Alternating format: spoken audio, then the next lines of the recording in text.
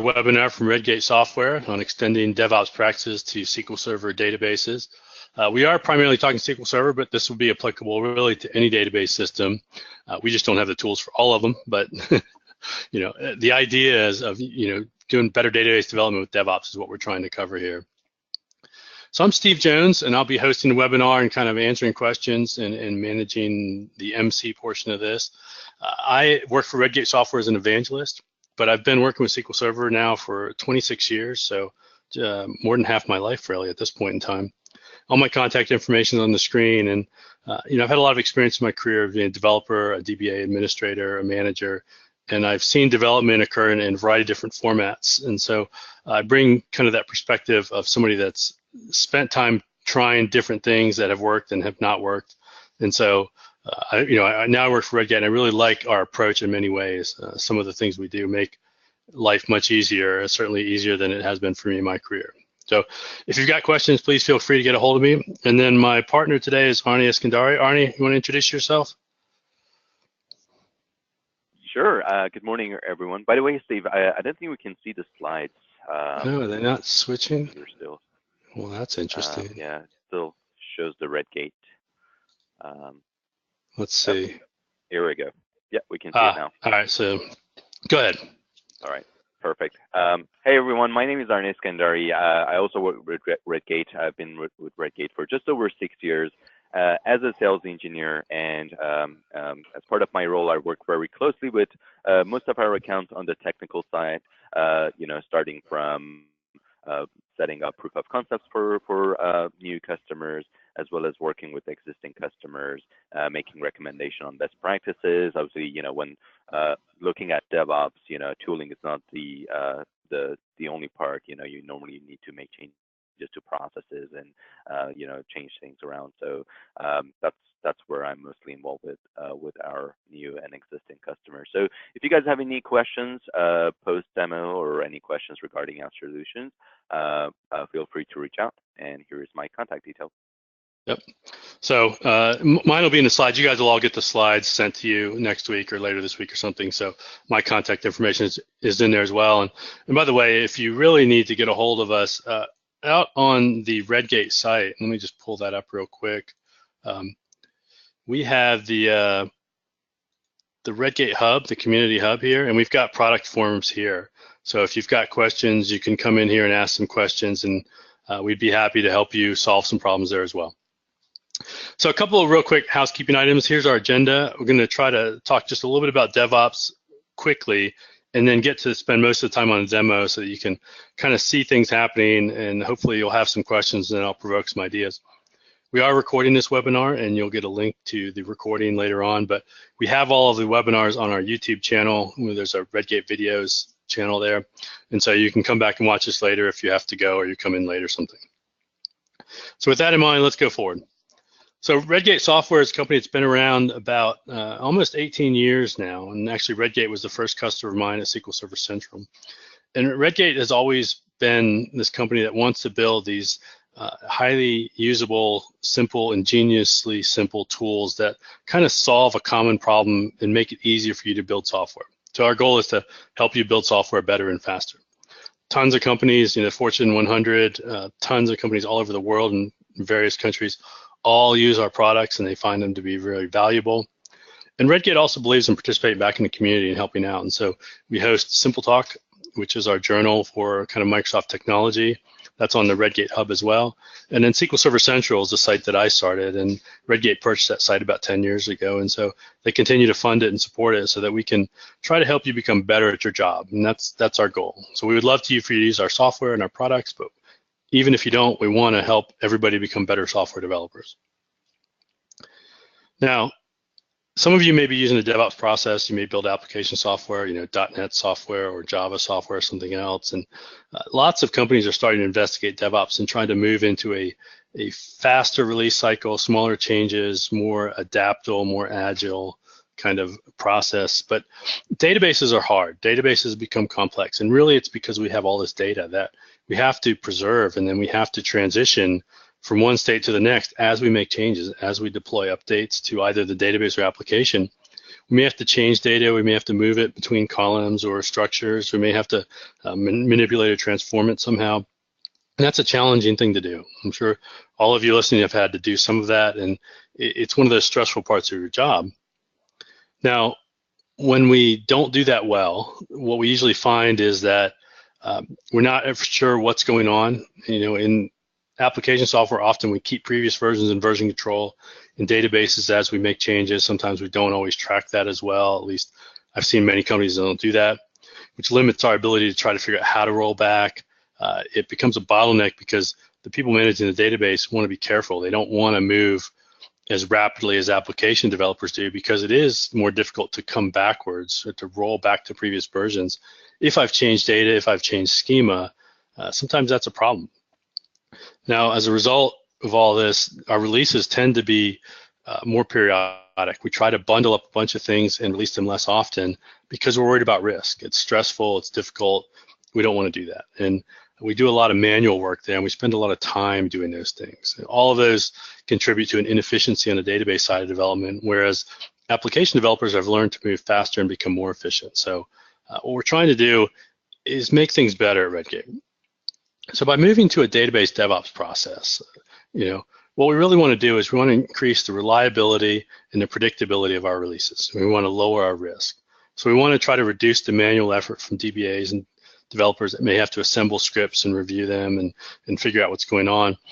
We don't want to remove them completely, but we want to reduce that effort. And we want to make sure that the way that we deploy changes is consistent. So we know what's going to happen. If something goes wrong, we're sure exactly how things were deployed, and we have a better chance of quickly troubleshooting it and rolling it back. We also want to try to make these changes in smaller increments. I'm a huge fan of dark deployments and small changes to databases rather than a big deployment. And the idea when it's automated is that I become more confident about being able to make those small changes. And so I can assess impact, roll things back, maybe make changes in advance of the application actually using the new changes. But it allows me to create a more stable environment. And once I've done that, then I also then don't care about if I have to deploy to one intermediate environment in QA or if I deploy to 10. I might go to user acceptance and staging and beta and training in multiple places before I go to production. And because it's automated, it's no more effort to me. And it gives me the chance to practice across all these different environments. And I can find out, are there differences in configuration? Are there things that are going to potentially cause problems? How long is it going to take to perform these deployments? All of those things happen when I use automated processes. Now, the State of DevOps report from Puppet Labs is done every year. I think this is the 5th one now. I'm not sure, but they find that organizations tend to spread across a spectrum, and some organizations are very high performing and they do really well. They support their businesses, and that bottom item is that they tend to help their businesses become more profitable and to just succeed better in whatever industry they're in when they're high performing. But there are industries all across the spectrum. Some of them are very low performing. And it's surprising that some of the things that just move you dramatically forward and making you a much better strategic part of your organization are things like version control and continuous delivery and continuous integration, where you're just trying to do some extra process stuff that's lightweight, that's quick, that's fast, but it protects you from making silly mistakes. The great thing about the organizations that become high performing, that start to add these items in there, is that not only do they deploy more frequently, which is always good when our customers and our clients and our the people in our company are wanting new changes and new features, but they deploy with less failure. So they have many, many less times where not only does the deployment just fail and a system goes down or it's unusable, but also they don't have problems with the deployment not working the way customers want, not as often, because they've tested it in various incarnations, they've gotten feedback quicker, they're not making huge changes, and they tend to do better. The other thing is, by using a DevOps type process where I include lots of instrumentation and logging and metrics about what's going on, I can recover from downtime much, much quicker. We all still have to write the code. DevOps doesn't stop you from making mistakes or writing poor code, but it does allow you to find out where the poor code is quickly and fix it in a much faster fashion. So Redgate has spent a lot of time across the last few years trying to find ways to make database development better. That primarily we focus on SQL Server We do have some Oracle and MySQL tools as well, but our focus is primarily on SQL Server and helping people develop software better.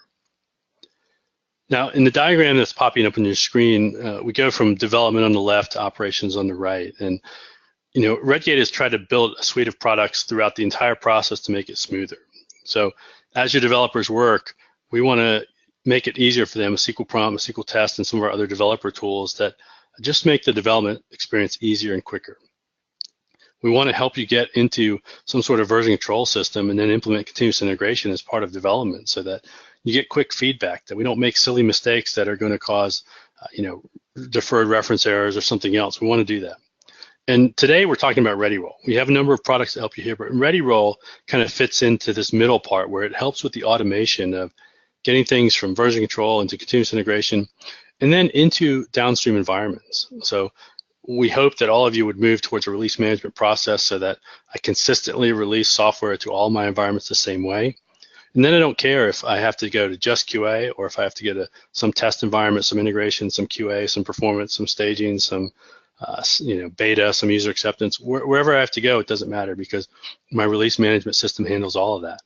I still have humans in the loop to do the reviews, to decide when to deploy, but I do it in a consistent, repeatable fashion. And then, of course, once it's in production, we do have other products from Redgate to help you monitor and troubleshoot and protect all your data in production. But today, we probably want to focus on the development process and ReadyRoll. So with that, let me turn this over to Arneh, and he is going to do a demo of the entire process so that you can see how it might work. Awesome. Thank you so much, Steve. By the way, while we're waiting for Arneh's screen to pop up and stuff, there is a questions item in the GoToWebinar control panel. Please feel free to ask questions. Anything you're curious about, concerned about, anything like that, let us know. So, all right, I'm just go ahead and start sharing my screen here. Yep.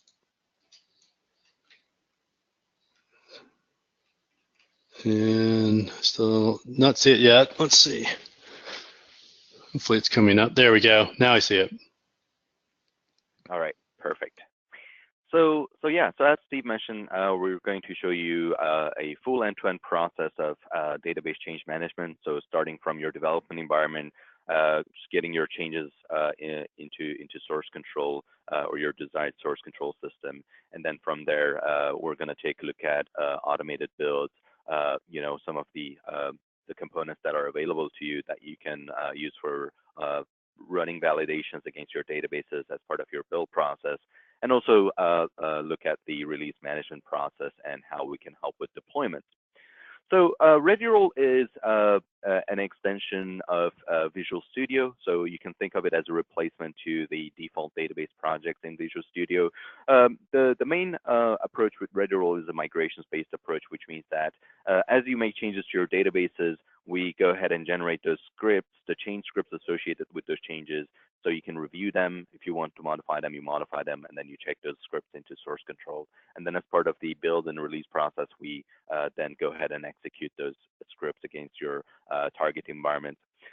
Some of the challenges with the traditional database change management, are one of the most common ones is, developers have to manually, script out their changes, save their scripts off, name them, and then either submit them to an operations team or DBAs through a ticketing system, or save them somewhere in source control manually, so that way they can be executed against their target environments later. And that obviously is very time-consuming, very error-prone.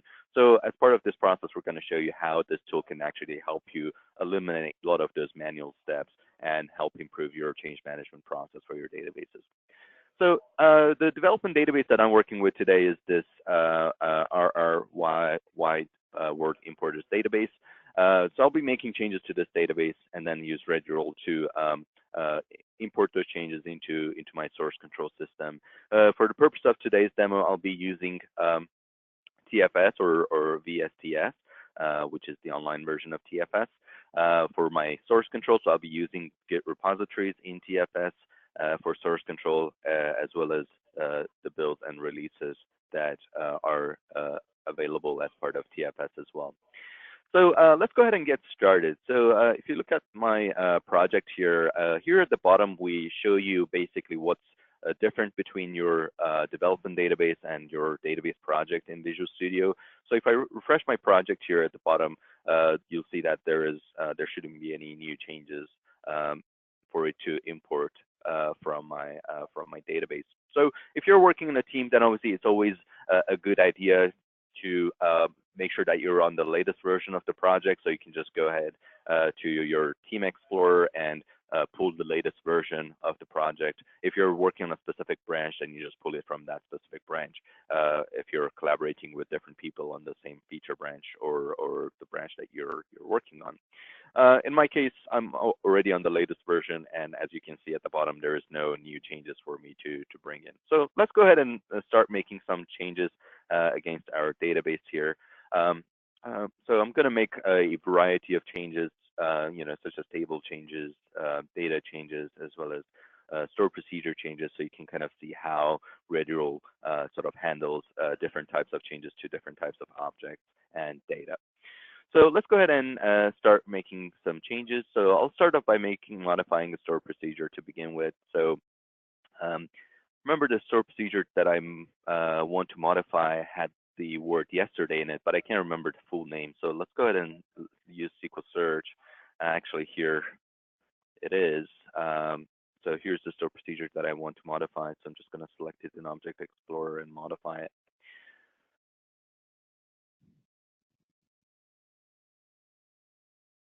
Okay. So need to add a couple of columns to this like statement. So SQL prompt made that really easy for us. So I'm going to go ahead and select the columns that I want to add to this like statement here.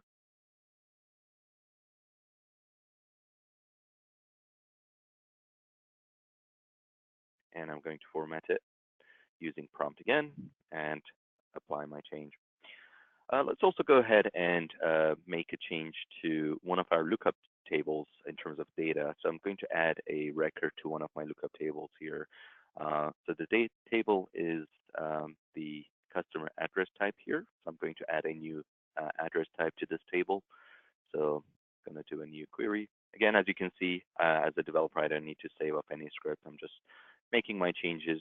You can make your changes in whatever ID that you're comfortable with. If you're comfortable with SSMS, then you make your changes in SSMS. If you're comfortable with Visual Studio and you're a full stack developer, then you can make your changes through SSMS.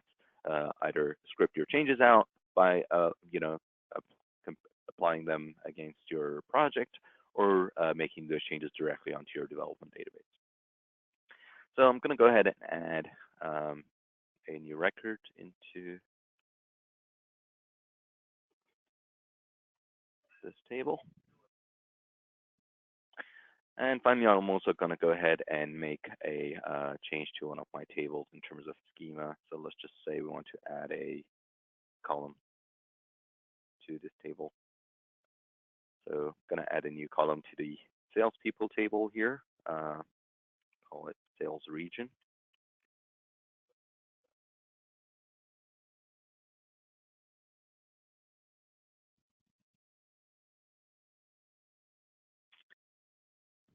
All right, so made my changes. Now I'm going to go switch to my project here and refresh my project. So that way it can show me what changes now have been made to my database, and it's going to also give me the script associated with those changes. So again, I don't need to save anything as a developer in terms of scripts. The tool can generate those scripts for me. So here you can see it's detected the changes that we made. So I can go in and click on these changes and see how they're different from the previous version of this object. So here's the change that I've made to the store procedure. So we can see how it's different. Looking at the table here, we can see that we have a new column that has been added. And looking at the data on our lookup table, you can see that there is a new record that has been added to our lookup table. So you have an option to select which tables you want to source control in terms of data. So that way the tool can pick up those data changes automatically for you. So you can do that by selecting the tables from this list and checking this include table data option in your project. So that way, any data changes that are made to that table, to those tables, are picked up automatically by the tool. So I'm happy with these changes. So I'm going to go ahead and say import and generate the script for these changes. So the tool is going to go ahead and generate the right change script for these changes, and it's going to apply them to my database project here.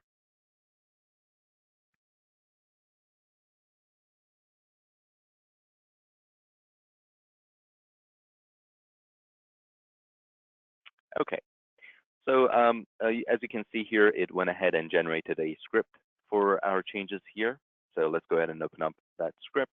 So as you can see here is the script that it generates. So it's relying on our compare engine here to compare what the changes that are in your development environment against your project. And based on that comparison, it actually generates the right change script that you can review. If you want to make any modifications, you can make those here, and then you check those changes into source control. So the whole idea of shift left with database with DevOps processes is basically the reason why we're generating the scripts early in the process. So one of the main things, like for those of you who are familiar with DAG packs, is that your change scripts are generated later in the process when you're actually trying to deploy to your environment, which in terms of DevOps, that's a bit late. You actually want to shift things left and earlier to an earlier stage as far as knowing what change scripts are going to be executed against your environment. Get a chance to actually review those changes before you even run any builds or deployments against any of your environments. So that's the whole purpose of why we generate these scripts early in the process. And these are the scripts that you put in source control, and these are the scripts that we actually execute against your target environment. So here is the change to my table here, and also the data change that I made to my lookup table. You notice the store procedure change that I made is not here, so I'm going to talk about that in a little bit. But as I said, one of the main benefits about this approach is that if you want to modify your scripts for any reason, then you can go ahead and do that simply in this window. So for instance, if I just added a column to this table, let's say that I actually want to add an update script to update to add a default data to this column. So I can go ahead and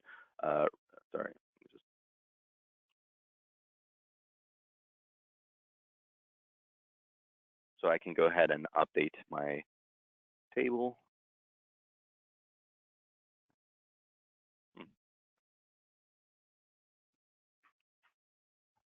Let's see, SQL prompts.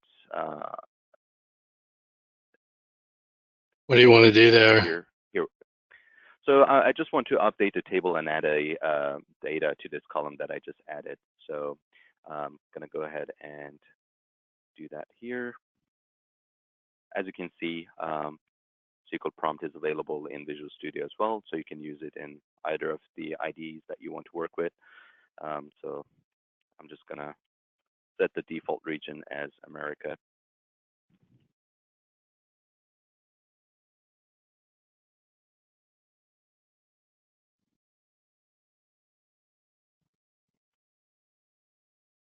Okay, so just added that. So this, I'm going to go ahead and save it. I'm going to mark my script as deployed to my local environment. So when I'm trying to deploy my solution, it doesn't try to recreate this column on my dev environment because it already exists.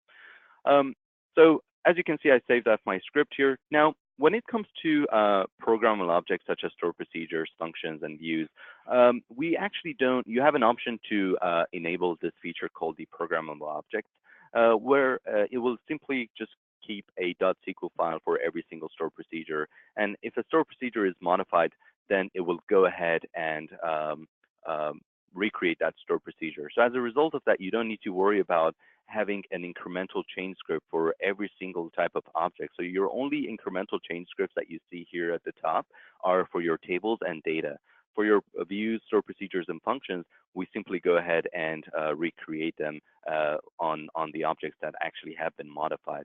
So that way, you don't need to worry about having all these incremental change scripts. Normally, you find that, 60 to 70% of changes that you make to your databases is to store procedures and functions and views, depending on what project, obviously. So the 30% is basically that comes from your data and tables will go into these incremental change scripts that you see here under the migrations tab. You can also version your migrations. So if you're working on different versions, minor versions, major versions, you can actually go ahead and package those scripts up using those versions. Now, before I commit my changes, one of the main challenges that normally people face with incremental change scripts is that if they want to sort of utilize, branching strategies, especially if they're working with Git, obviously, branching is super simple with Git, so people want to start using it. But if you're dealing with the incremental change scripts, then if there's any conflicts, like let's say two developers modify the same table, because there's two different scripts or text files associated with those changes, then you can't really see a change conflict at the point of either pushing your changes to your Git repository or doing pull requests to merge into a different branch. So for programmable objects, that's obviously easy because you can actually see those. We modify the same files for your source for your programmable objects. So if I go to my store procedures, you can see here's the store procedure that I modified, and it just simply goes ahead and it checks if the object exists. If it does, drops and recreates with the current version of that object. So conflict resolution on the program object is not a problem. Now, when it comes to tables, what we also do is we keep a schema model of your tables. So as you import changes into your project, from your database into your project, we go ahead and keep track of how the definition of the certain changes, tables that you modify also changes. So for instance, looking at the salespeople table here, which is the one that we modified, every time you import a new migration script for a certain table, we also go ahead and modify the definition of the table to include any changes that have been made to that table. So if there is any conflict at the table level from two different developers, then we'll catch the conflict on this specific .SQL file, which is the definition of the table. So we brought the good stuff from both the migrations approach and the state-based approach and integrated them into a single solution, so you can get basically the best of both worlds. So let's go ahead and commit these changes into source control now. So I'm just going to go ahead and commit into my Git repository, and I'm also going to go ahead and push this to my Git repository in TFS. So we added a new column to sales people table and modified a sprock and also added data. Should be good enough for a demo here. Let's go ahead and commit and push. So one thing that I'd like to point out, going back to the diagram from earlier on here, so you notice that we had this review and deploy step in the diagram, which has a DVA sort of icon next to it. So this review step shouldn't be the step where your DBAs or your operations people are finding out about the changes for the first time. So this review step is where you're just doing a quick final check to make sure that everything that is being deployed you've already looked at previously, and that shouldn't really take any more than 5-10 minutes, depending on the number of changes that are being deployed. So so again, we're talking about shifting left, right? So if you're going to if you need to pass stuff over to DBAs to deploy, then getting them to actually review those changes earlier in the process can actually help speed up the release process, because at the point of release, then there will be no surprises. You're not going to get pushbacks from DBAs on executing certain changes because they actually got a chance to review those changes early in the process. So when you go ahead and commit or merge using this approach into source control, or if you want to do code reviews, whatever is going to get deployed in terms of script is already available as part of that commit. So if you look at SSDT, for example, your commits only show here's the previous version of the create script of this table, and here's the current version. you still don't know how these changes are going to get deployed because the comparison is going to happen later on in the process. So whereas with this approach, you can actually see exactly what scripts are going to run as part of your deployments, and you can actually do code reviews on your commits. You can bring in the DBAs early in the process. So if there's any type of changes that they're not happy with, they can actually address those at very early stages, which is actually less expensive to fix instead of having to wait till you're ready to go to your staging or your production environment. So looking at my commit here, you can see here is the files that have been checked into source control. So here's the migration script for our table change. So again, if you're doing a pull request or a review, a DBA can take a look at this script and see if they're happy with the way that these changes are going to get applied to their production environment. On top of that, we have the store procedure change, so we can see how what the previous state of the store procedure was, what the current state is, and also the table definition of that table that we have a migration script for. So I can go into the table definition and see what that migration script is actually doing against this table. In this case, I've committed my changes directly into my master branch. So every time I commit it into master, that actually goes ahead and triggers a build, which basically validates all these scripts that we put into source control in terms of migration scripts by deploying them onto a build database to make sure that all the scripts that you have can run in the correct order and that there is no SQL Server compilation or syntax errors. We're also doing a couple of additional things as part of our build process. So another thing that I'm doing here, as you can see, my build already succeeded here. So another thing that I did with my build process is that I created a clone of my production environment, and I did a test deployment against that clone to make sure that this version of the database that we've put in source control can actually successfully deploy to a copy of our production with all the data in it. So using our SQL clone technology and the extensions that we offer for SQL clone in VSTS, I've built a process where I'm cloning my production database, which has all the data available in it, and I do a test deployment against that production database.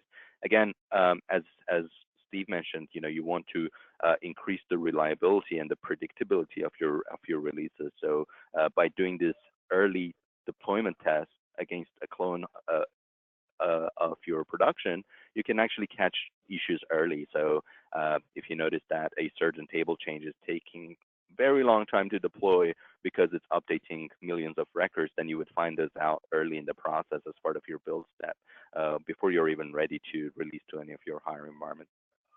So for those, as I said, we have extensions, which is basically using the PowerShell commandlets of our clone technology. So if I show you my build steps here, you can see that we're using some of the built-in MS build steps to build our solution in Visual Studio, and then I'm using our clone to create a clone from an image of our production environment, and then I run a deployment using the PowerShell commandlets or PowerShell script of ReadyRoll, and then I delete the clone upon successful deployment, and then we publish the artifacts from this build so that we can actually release those to higher environments. So as you can see, our build was successful, so we were able to validate those scripts. We were able to do a test deployment against a clone of production. That went well, and we packaged up our deployment. So now I can go ahead and create a release of this build and deploy that release to my next environment. Before I do that, there's some additional reports that we generate as part of your build process to help you in terms of tracking what changes are included as part of this build. So one of those reports is a diff report. So those of you who have seen our webinars from our DLM automation approach, this is basically a similar report to what you get as part of DLM automation. So you can see, for example, in terms of tables, what has been made, what has been modified, and if you want to take a look at the database script itself, you can see what that database script is that is going to run against your target environment. So, so this database script is basically using SQL CMD. So one of the nice things about that is if you want to use variables, so if you have sort of environmental differences in terms of database names or anything that is different from one environment to another, you can actually use variables in your project and use your variables in the SQL CMD script to apply to different environments. So the deployment is broken down into pre-deployment scripts. So for example, here is one of our pre-deployment scripts to create the database if it doesn't exist. So you can go ahead and modify the script to include file groups or anything that is unique about your database. So that will also be used as part of the build process. And then you have your incremental migrations for your tables and data, as I mentioned. So here you can see that the only migration script that is pending is this migration script that we checked into source control, which has the table change as well as the data change to the other table. You can save your migration scripts up individually for every single change, or you can group them together. It's totally up to you on how you want to structure your migration scripts. And then further down here, is the change to the execution of the programmable object, where it just simply drops and recreates the store procedure. So in terms of the deployment order, we go ahead and deploy your table and data changes, and then we deploy your programmable object. And then once we've done with that, then we do your post-deployment scripts. So if you have any post-deployment scripts that you want to run, then you can provide those as part of this process. The nice thing about the integration of data changes into this process is that unlike the built-in database projects in Visual Studio, you don't have to worry about using pre and post deployment scripts to handle certain type of data changes to your target environment and make sure those scripts are rerunnable and any of that. So you can actually nicely integrate your data changes. Even if it's a one-off data change, you can actually just simply go to your solution and add a new script to your project and just simply do a data, like if you want to do a data migration against a transactional table, you can just go ahead and simply create a script, and that script gets added to your project in an incremental order. It gets a unique migration ID, and I'll talk about the migration ID in a little bit. And you can just go ahead and provide whatever data script it is that you want to run against your environment. If you want those data if you have conditions in terms of what servers or environments you want those changes to run against, then you can either use an if statement, or there's a condition statement that you can actually use inside this clause here to say if server name is equal to this, then run the script. If not, ignore it in the lower environments and so on. So basically, everything that we provide here will give you more visibility into exactly what is included in a build, what is, going to get deployed if you went ahead and deployed this change to, or this build to target environment. So now I'm going to go ahead and create a release to go to my higher environment. So I'm going to deploy from build number 107, which is the one that we just completed. And I'm going to create a release to start the deployment to our testing environment, and then we'll go to staging and then production. So as you can see, release number 27 has been created.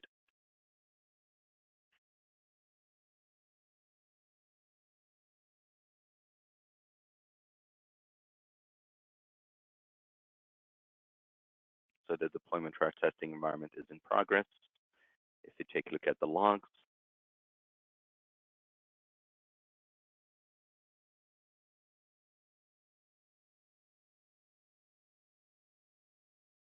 okay, so it's currently going through the deployment to our environment. So as you can see in the log here, we can see what changes it's making against the target environment. And another nice thing about this process is that because we're not doing any comparison at this point, the deployments are actually pretty fast and quick. So regardless of how many objects you have in your target environment that you're trying to deploy to, because we don't need to compare the whole state at this point, then we already know what scripts we're going to run against these environments. Your deployments are very fast and quick.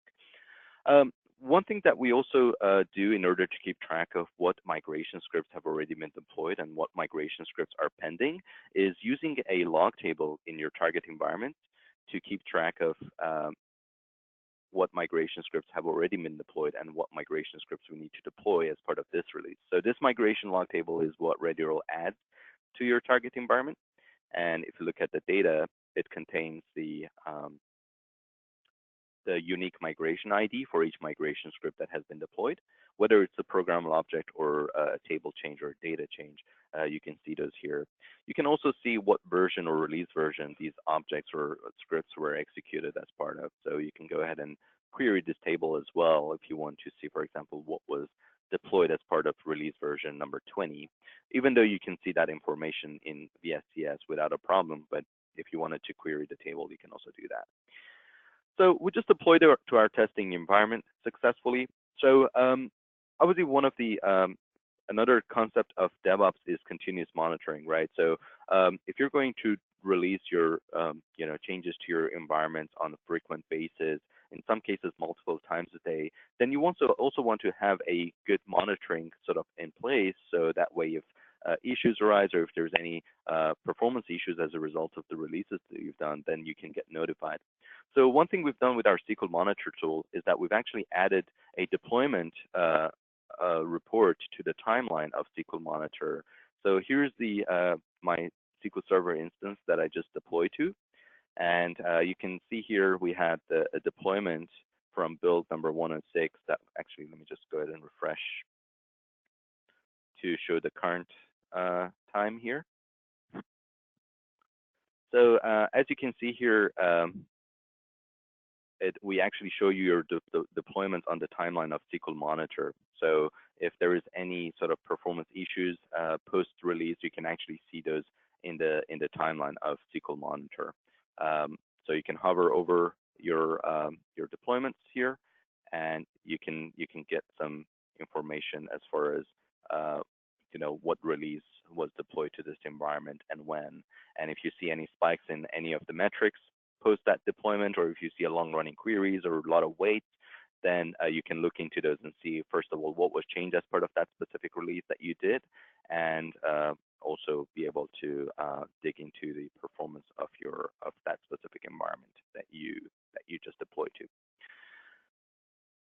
So from here, I can go ahead and deploy to my higher environments. So I can just go ahead and simply deploy to my staging environment. So we have extensions for the deployment as well. So I'm using our ReadyRoll extensions in my release definition here to define my deployment step. So while that's running, let me quickly show you my release definition.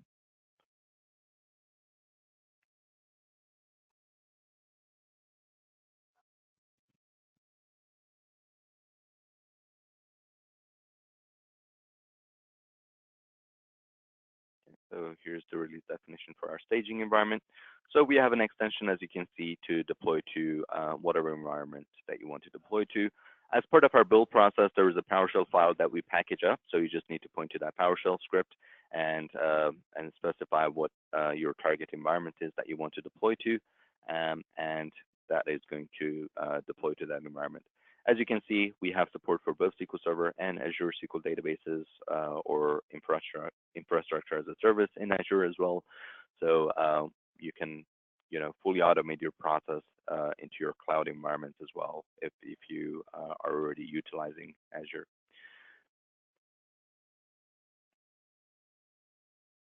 So let's go back to our releases here real quick.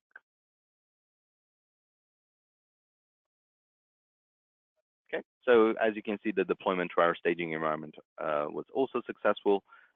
So I can go ahead and promote that from there to our production environment.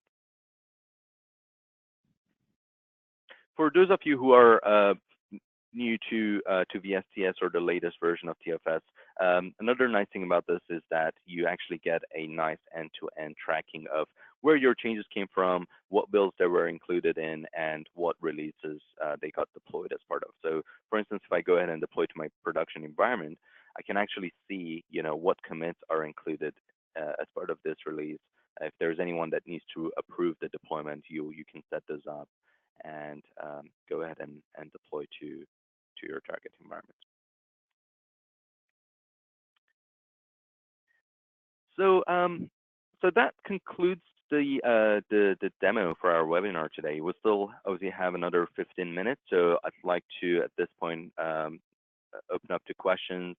Steve, are there any outstanding questions that you think we should go over? Sure. There's a few things to look at. So if you go back to Visual Studio, so somebody was asking about creating a new ReadyRoll project. Can you just kind of show that process and then, importing an existing database, or write something, just pick some small random one? Yeah, absolutely. So starting a new project is as simple as adding so when you install ReadyRoll, then you will see a new project option under your SQL Server project types. So here you can say I have a ReadyRoll project here. I can go ahead and let's just call this let's see what databases I have that I can work with. So it's mostly the wide word importer. So I'll just pick one of these databases here.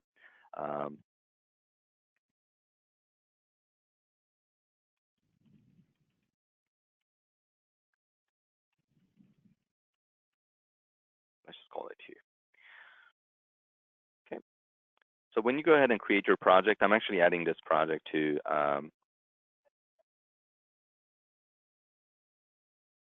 new solution. So let me wait.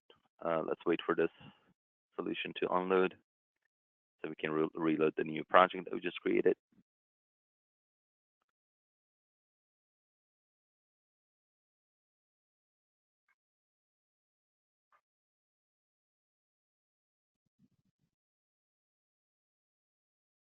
Okay, so as you can see, we just created our new project. Here at the bottom, you can see it's giving you a wizard that you can actually go through. So obviously, we need to define what our development database is that we want to get our changes from.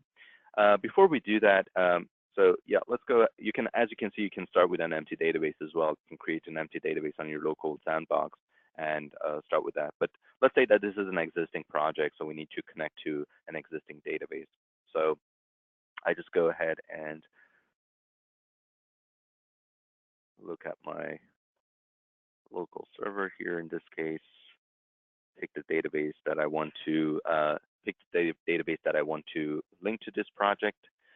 So let's say the database we want to link is this database here. Okay, and here you can see it also has the option to import database. So let's go ahead and say import database. What this is going to do is that it's going to generate a baseline script that will create your database as part of that script and bring it to the current state of that database.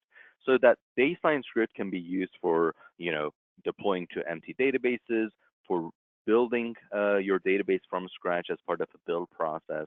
And the nice thing about this is that it actually automatically populates your schema model, as you can see here. So it just populated my schema model, gave me my baseline migration script, which goes ahead and creates my objects that I have in my database.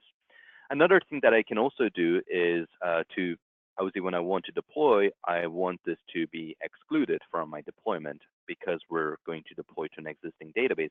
So this migration script shouldn't be deployed. So another nice thing about ReadyRoll is that you can set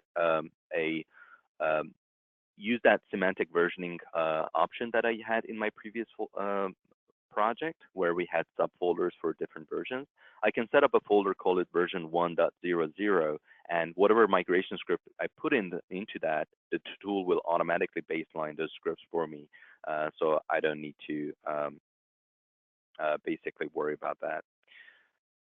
So if I go to my project settings here,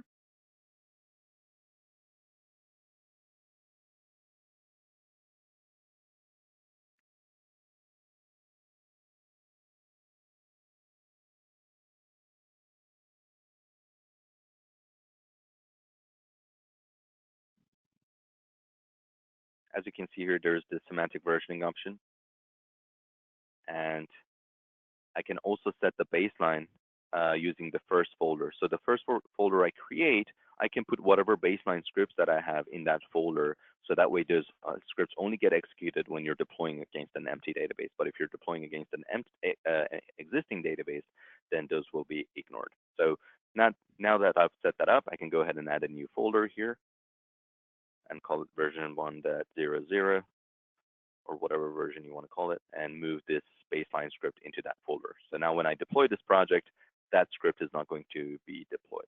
And then from here, I can go ahead and add a new script or a new folder, call it version 01, for example, and then start making my changes to my database, import those changes, and add those migration scripts and the program objects to my project and source control.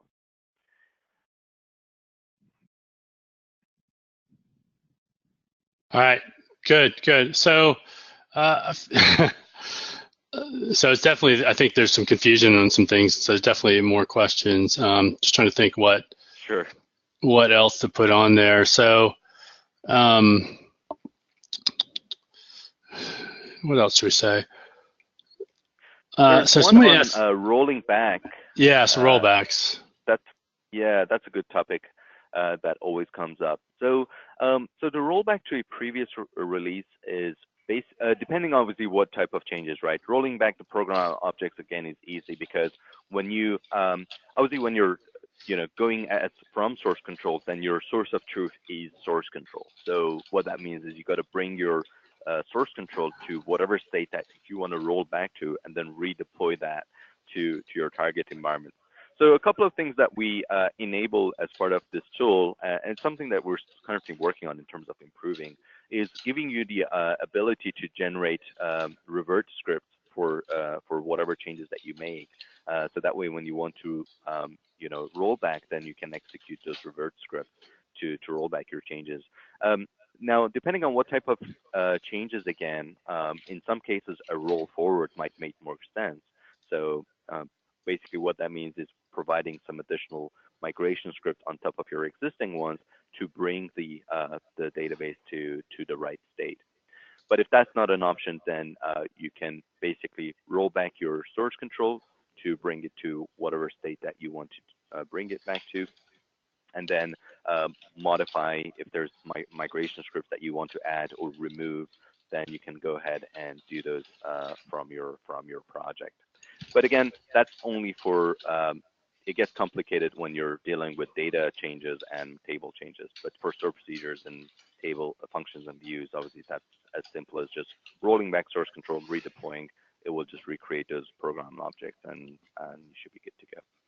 Yeah, I mean, a big thing I think with rollbacks you always have to consider is there's no magical way to roll back table changes, and they're very difficult and dependent upon your environment, because you may not want us to just drop a column that you added or something. Because you could do anything there, we don't automatically roll those things back because you could end up losing data. So you kind of have to roll forward, as Arnie said, and handle those issues. Exactly. And depending on one more thing that I wanted to add to that, depending on what kind of project or application you're working with, and if online deployment is a key thing to you, then there's different approaches that you can take to refactoring tables that makes, in terms of keeping your database in a backward compatible mode for a period of time before you drop those old columns or tables or whatever. So that's normally a recommended approach to sort of database change management, is to always think about the backward compatibility of your current state of your database, in case if you need to change things around or if you need to move things back. It's as simple as just using those objects, the old objects that you still have lying around, or columns or whatever you have in your database. So as part of the import, can you capture, I assume this means static data, but you have to just, can you show that? Because somebody was asking, they missed that part about the static dating thing. Oh yeah, so if I go to my list of objects here, let's see if we can refresh our project here.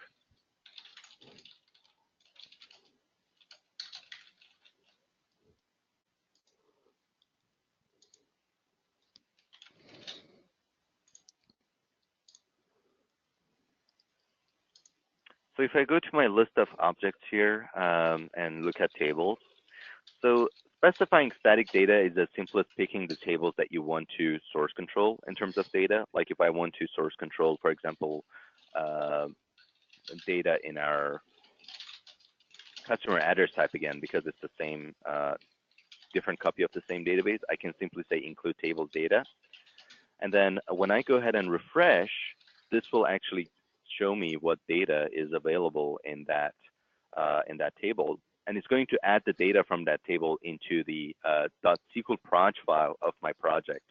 So you can see what rows exist, and you can see how that actually adds these rows as type of an XML file into my .SQL proj file. So from this point onward, any data changes that I make to this table, it will go ahead and compare the state of the table from my dev environment against this proj file. And if any differences it finds either in existing data or new data, then it will go ahead and generate the right DML script to apply that data change against my target environment. So you can go ahead and select which tables, and then it will add those tables to your project and keep track of data changes to those tables automatically for you. So here's a good one. Somebody asked about the workflow if a migration script is rejected by QA or you find it's problematic. Mm-hmm. Yeah, if a migration script is rejected or is problematic, then it's as simple as going back, checking out the version from source control, and then making changes to the migration script and recommitting it into source control. The only thing to bear in mind with migration scripts, because we use that migration log table to keep track of what migration scripts have already been deployed. So if you already deployed one of these migration scripts against, let's say, your QA environment, then you would need to basically go ahead and modify the migration log table to mark that migration script as not deployed, so that way it will be deployed again once you've modified it. But normally you want those reviews to be done before you actually deploy to a new environment. So if the DBA or or whoever is reviewing your changes is not happy with the way that you're deploying a certain change, then you can just simply go back and modify that migration script and then recommit it to source control, and then get them to review it again.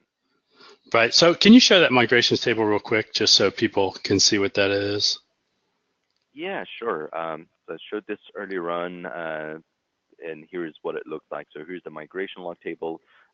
It shows you what migration scripts have been deployed to this specific environment in terms of their migration ID, what the file name for that migration script is. So if you want to modify it, you can always go back.